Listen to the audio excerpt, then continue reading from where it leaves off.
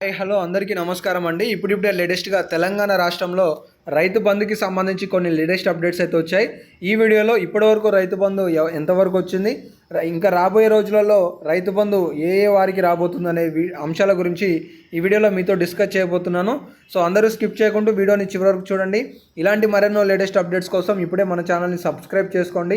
ఖచ్చితంగా అందరూ ఈ వీడియోని ఒక లైక్ చేసి సపోర్ట్ తెలియజేయండి. ఇప్పుడే లైక్ చేస్తారని కూడా ఆశిస్తున్నాను. అలాగే కింద కామెంట్ సెక్షన్లో మీకు ఇప్పటివరకు రైతు బంధు వచ్చిందా రాలేదా అనేది కామెంట్ చేయండి. అందరూ ఒకసారి కామెంట్ సెక్షన్ బాక్స్ని చెక్ చేసుకోండి.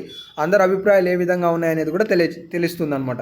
ఇక లేట్ చేయకుండా లేటెస్ట్ అప్డేట్స్కి వచ్చేసినట్లయితే తెలంగాణ రాష్ట్రంలో కాంగ్రెస్ ప్రభుత్వం వచ్చిన తర్వాత ఇప్పటి వరకు 1 ఎకరం భూమి కలిగిన రైతులందరి ఖాతాలలో డబ్బులు అయితే జమ కావడం జరిగింది. ఇక రేపటి నుండి 1 ఎకరం 5 గుంటల నుండి మొదలు కానుందనమాట. సంక్రాంతి లోపు రైతు బంధు డబ్బులు అనేవి 1, 2, 3 ఎకరాల లోపు జమ చేసే విధంగా రాష్ట్ర ప్రభుత్వం కార్యాచరణ రూపొందించినట్టు తెలుస్తుంది అనమాట.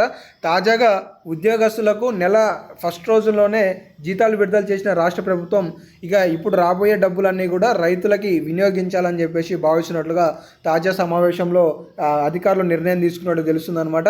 ఇక ఇప్పుడు 5వ తారీఖు కాబట్టి ఈరోజు రేపు ఎల్లుండి 1, 2, 3 ఎకరాలకు సంబంధించిన రైతుల అకౌంట్లలో రైతు బంధు డబ్బులు జమ చేయడానికి ప్రభుత్వం ఆలోచన చేస్తున్నట్లుగా తెలుస్తుంది. ఇలాంటి లేటెస్ట్ అప్డేట్లు మిస్ కావద్దనుకుంటే సబ్స్క్రైబ్ చేసుకొని ఈ వీడియోని ఒక లైక్ చేసి మీ తోటి మిత్రులకు కూడా వాట్సాప్లో ఈ వీడియోని షేర్ చేసి వాళ్ళకు కూడా తెలియజేయండి.